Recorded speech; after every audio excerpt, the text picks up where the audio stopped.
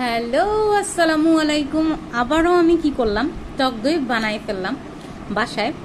আগে যখন টক দইটা বানাইতে পারতাম না, তখন মনে হইতো কবে দধি মেকার কিনবো এরকম একটা ব্যাপার স্যাপার।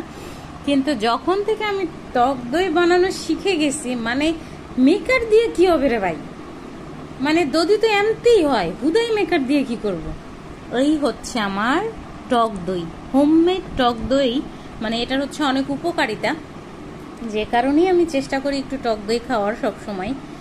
আজকে একটু স্পেশাল ভাবে খাচ্ছি, সেটা হচ্ছে আমি এই চিয়া সিডটা ভিজায় রাখছিলাম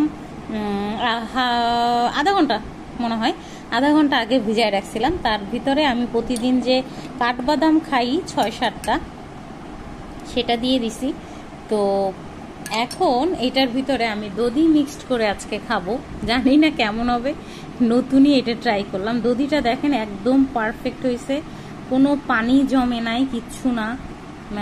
আলহামদুলিল্লাহ সব কিছুর জন্য, আল্লাহ শুক্রিয়া তোমার দরবারে। এই দধিটা মিক্সড করে আর 1 চামচ নেই না। আমার বাসায় হচ্ছে টক দই খাওয়ার মানুষ আমি একমাত্র, কারণ আমার যে পতিদেব আছে, ওনার কাহিনীটা হচ্ছে যে উনি টক দই খায় না, উনি হচ্ছে খায় আর কি, মিষ্টি যে দধিটা ওইটা খায়। তো আজকে চিন্তা করলাম সবসময় চিয়া সিড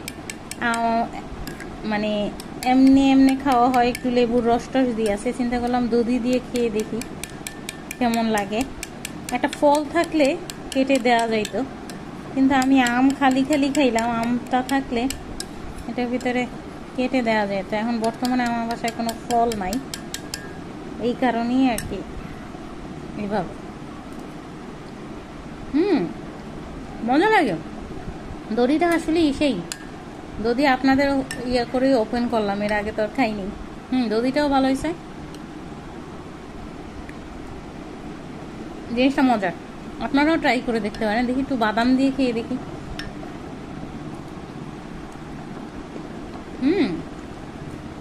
মজা, জিনিসটা মজা, আপনারাও ট্রাই করে দেখতে পারেন। যারা যারা চিয়া সিড খান, দধি দিয়ে ট্রাই করে দেখতে পারেন। আমি প্রথমবার খাচ্ছি, আমার কাছে অনেক ভালো লাগছে। ওকে, যাই একদম খাওয়া দাওয়া করি। আল্লাহ হাফেজ।